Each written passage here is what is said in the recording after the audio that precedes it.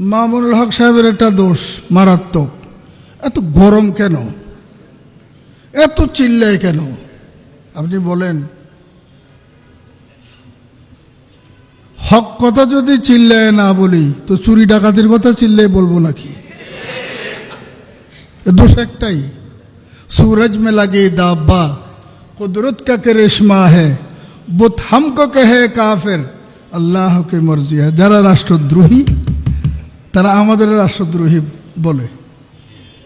যারা বাস্তব রাষ্ট্রদ্রোহী, রাষ্ট্রের ভালো চায় না, জনগণের ভালো চায় না, আইন শৃঙ্খলা রক্ষা হোক চায় না, উচ্ছৃঙ্খলা বিশৃঙ্খলা, মদ জুয়া অত্যাচার দর্শন ইত্যাদির মধ্যে যারা দিন রাত লিপ্ত তাদেরকে তারা জুনায়েদ বাবুনগরীকে রাষ্ট্রদ্রোহী মামলা আসামি বানায়। মামুনুল হককে রাষ্ট্রদ্রোহী মামলা। তোমাদেরকে চিনি না, তোমরা যে দেশে বসবাস করো আমরাও সেই দেশে বসবাস করি। তোমরা যে কত বড় সুবিচার দেশপ্রেমিক আমাদের জানা আছে, কিন্তু মুশকিল হয়ে গেছে এটা।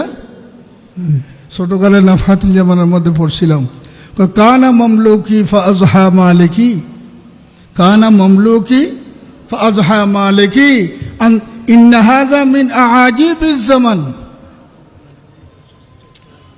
সুরের মালিকে ঝগড়া লাগছে, মানুষজন জমা হয়ে গেছে। কি হয়েছে কি হয়েছে? সোর সোর আমার ঘরে চুরি করতে ঢুকছে।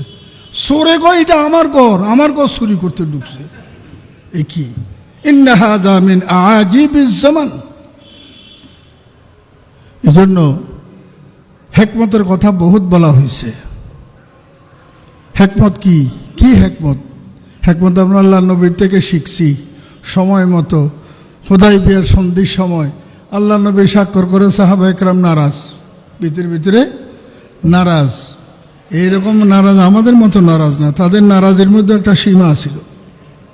নারাজ হয়েছে, কিন্তু দেখা যায় এই সন্ধির ভিতরে যে ভালাই আল্লাহ নবী প্রত্যক্ষ করছেন, সাহাবা একরামরা করেন নাই, ধীরে ধীরে বুঝছেন। এই ধরনের কৌশল অবলম্বন করেন। বাস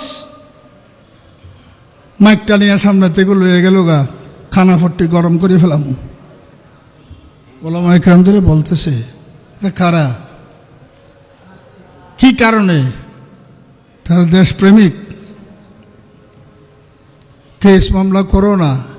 আকবর इलाहाबादी अफसोस करिए बोलते रकीबों ने रिपोर्ट लिखवाई जा जाके थाने में कि अकबर इस जमाना में खुदा का नाम लेता है। আকবরের বিরুদ্ধে রিপোর্ট লাগছে কি এই যুগের মধ্যে আকবর এখন আল্লাহর নাম লয়। তো আল্লাহর নাম নেওয়াটা যদি অপরাধ হয়ে থাকে, কি বলেন আপনারা বক্তারা ওয়াইজরা যারা এখানে উপস্থিত হয়েছেন, আল্লাহর নাম নেওয়া কি বন্ধ করে দিতে হবে? আমি বহু আজকে যে ঘটনাটা আহমদ বিন হাম্বল রহমতুল্লাহ আলাইহি বলছেন, আমি গত পরশুদিন সোনারগাঁয়ের মধ্যে এই কথাটা বলছি। কৌশল অবলম্বন করছে কি? কৌশল অবলম্বন একটাই, হক কথা যখন বলবো সবার সামনে বলি, তারপর যা হবে হবে। আফজালুল জিহাদ কালিমাতু হাক্কিন ইনদা সুলতানিন জাইরিন। ওই কথা মনে করিয়া মঞ্চে উঠছে কিসা আমি লম্বা চোরে সুন্দরভাবে জানি, ভিতরে এটা রাখতে হবে। হ্যাঁ, আমরা কারোর সাথে দুর্ব্যবহার করব না, কোনো ব্যক্তির উপরে কটাক্ষ করব না, রাষ্ট্রবিরোধী কথা বলবো না, সংবিধান বিরোধী কথা বলবো না, এই যে কোরআন বিরোধী বলতে পারবো না, কোরআন বিরোধী বলতে পারবো না, সুন্নাহ বিরোধী বলতে পারবো না, সেটা বলে যাব। ওয়াজ বন্ধ করে দিল দিক। মাওলানা মামুনুল হক ওয়াজ করতেছে না, না খাইয়ে মরতেছে নাকি?